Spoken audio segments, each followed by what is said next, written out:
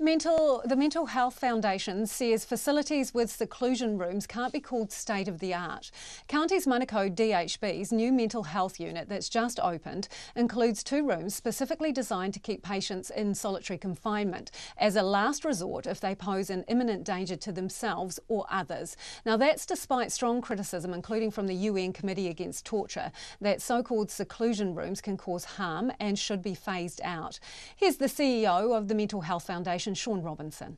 The answer to eliminating seclusion is a system-wide approach. So if someone is coming into the service jacked up on meth or on synthetic cannabis, they're in the wrong place at that point in time.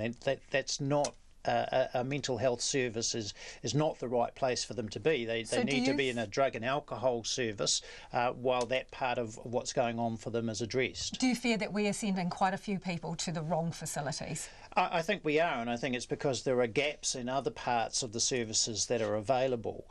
So it's pretty unfair on the mental health services to be trying to deal with those kinds of extreme situations. Is there evidence that these rooms do more damage than good?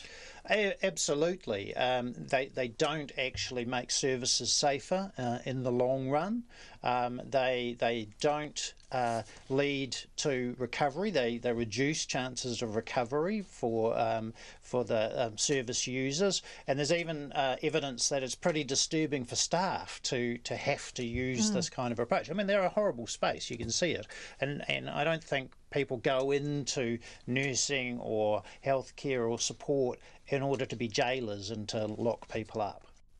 Egan Bidois knows all about seclusion rooms. During his time as a psychiatric inpatient with paranoid schizophrenia, he was put in seclusion more than a dozen times. In one stint, he was locked up for 5 days. He now works as an advocate for users of mental health services. Mr. Bidois told our producer, Bridget Burke, what he's noticed about the use of seclusion rooms with Māori. In a past life, I was a researcher within a DHB, or one of my previous roles. And one little research project I did do was actually taking a look at the high usage of seclusion with Māori on the wards. And one of the, I guess, it might not be causal, but one sort of factor I suspected was, what I did notice was if there was a low number of Māori staff on the floor, there was a high number of Māori being secluded.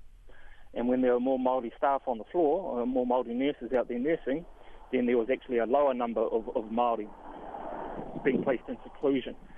So, I mean, we can draw any conclusions from that, but my perception would be if there are more people there who potentially could understand where you're coming from a cultural angle, then perhaps there'll be less seclusion.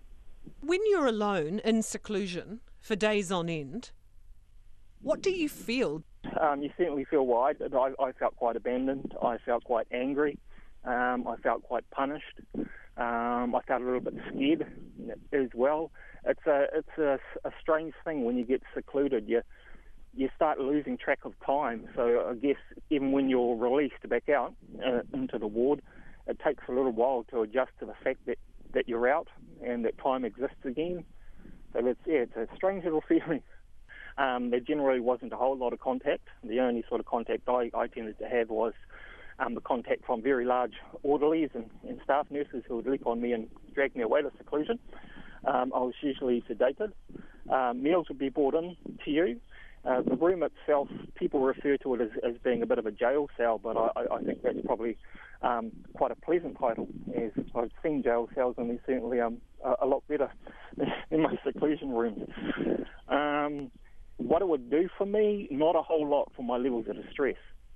Given my experiences, I tend to see and I hear things. So I guess when I find most distressing, it's really not helpful to lock me up in a real low stimulus environment, because then all I have are the voices in my head and the things that I'm seeing and things that I'm feeling. So effectively I'm being made a prisoner in this tiny little room, but also a prisoner in my head. Egan Bidois speaking to Bridget Burke there, and we should say that Counties Manukau says that if they use exclusion in the rare cases that they need to, often exclusion can be for 1 to 2 hours and most likely less than 24 hours. And nationally, seclusion has dropped between 2009 and 2016, but also has plateaued since that initial drop.